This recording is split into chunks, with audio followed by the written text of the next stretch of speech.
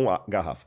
É esse que é o ponto. Só que hoje, falar contra o darwinismo, o evolucionismo, é quase dar um tiro no pé acadêmico, porque Vão chamar de negacionista, né? negacionista virou um mantra. Sabe, na verdade, em alguns pontos, a universidade, ela tem virado, e eu acho que eu posso fazer essa crítica aqui, porque o mundo acadêmico é um mundo para você fazer a crítica.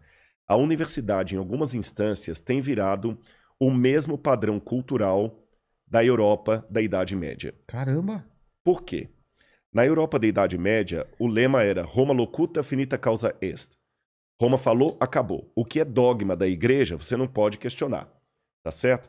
Então, se nos dogmas da igreja estavam ditos que... Vou dar um exemplo para você. Por uma interpretação errada da Bíblia hebraica, Jerônimo traduziu que a terra permanece para sempre. Estate, que ele traduz em latim. Tá. Só que no hebraico, quando fala a terra permanece para sempre, quer dizer, ela dura para sempre. Mas São Jerônimo cometeu um escorregadela lá em latim e traduziu a terra fica parada para sempre. Tá certo? Aí você vê a briga de Galileu Galilei, quando quase foi execrado pela Inquisição da Igreja, pelo Santo Ofício, porque ele falou que a terra por si move. Então, naquela época, você ousar dizer algo contra os dogmas da igreja, você estava cometendo um suicídio intelectual e, ao mesmo tempo, social. Porque não podia falar nada contra excomungado. Não podia falar nada contra o dogma da igreja. Roma locuta, finita causa est. Roma falou, silêncio, shut up, acabou. Hoje, nós temos alguns mantras também colocados nas universidades que não abrem espaço para o diálogo. Você entendeu? Não abre espaço para o diálogo. Infelizmente, eu posso dizer isso. A universidade deixou de ser aquele centro de ideias até divergentes para dialogar, especialmente na área de humanas, para se tornar apenas repetição de mantra. A gente vê muitos congressos aí, todo mundo falando a mesma coisinha, a mesma coisinha, a mesma coisinha, o mesmo mantra, a mesma filosofia, a mesma ideia, apenas com um detalhezinho aqui e outro ali. Mas quando alguém levanta para falar, espera aí, a coisa não é bem por aí, eu vou dar um exemplo claro para você. Como é que às vezes a universidade também reflete.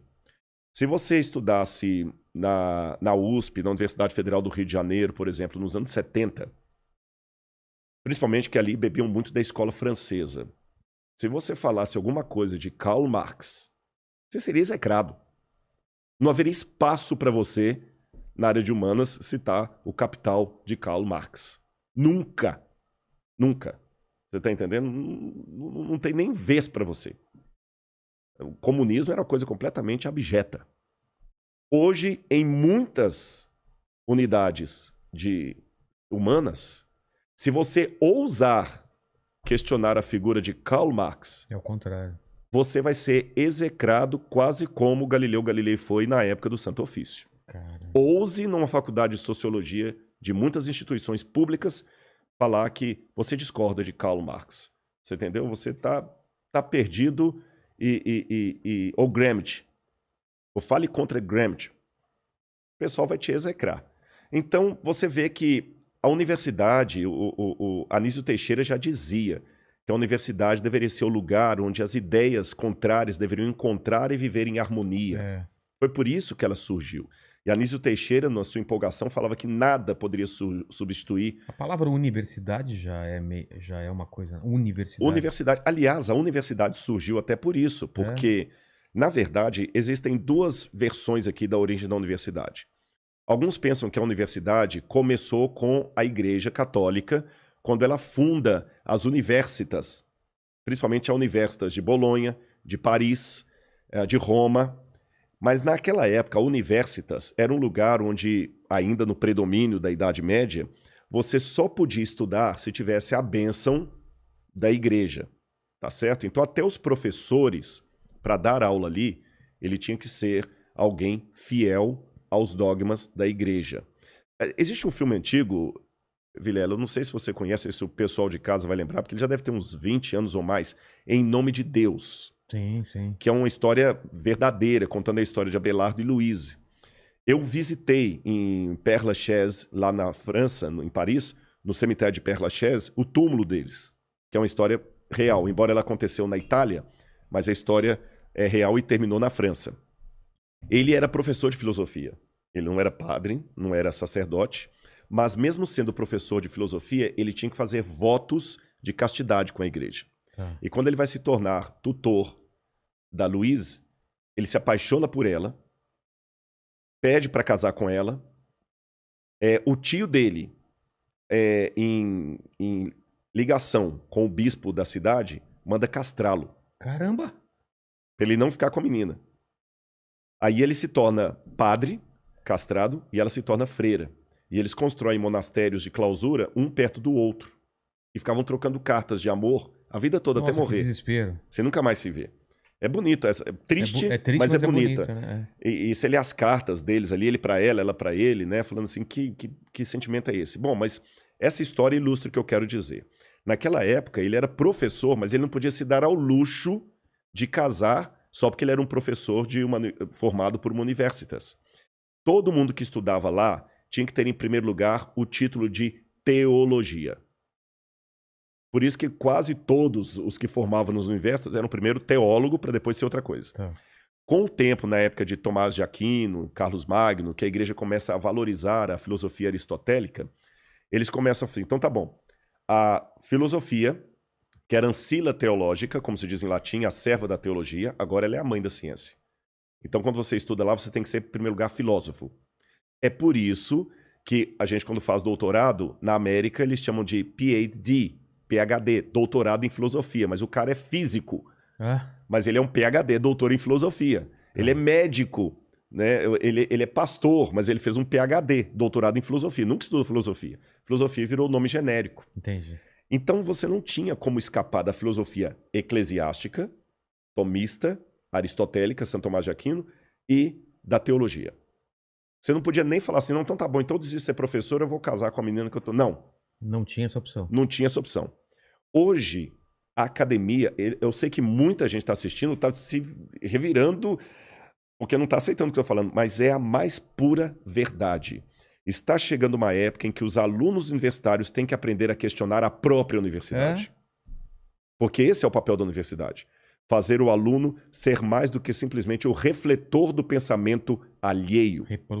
Reproduzir o pensamento alheio.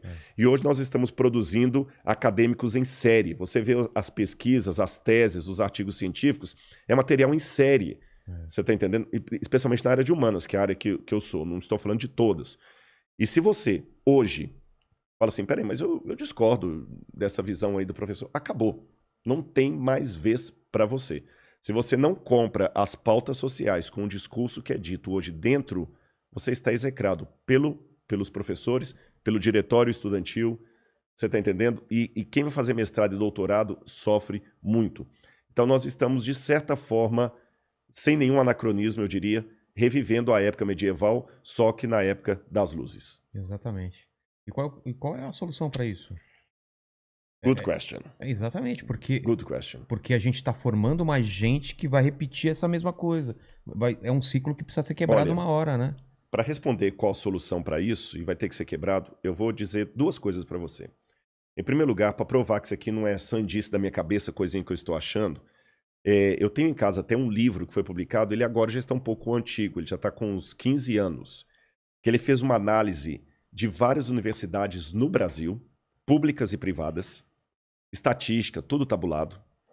E ele copiou um tipo de análise que também foi feita nos Estados Unidos em universidades sérias, como Yale, Harvard, Princeton e outras mais, Berkeley, na Califórnia.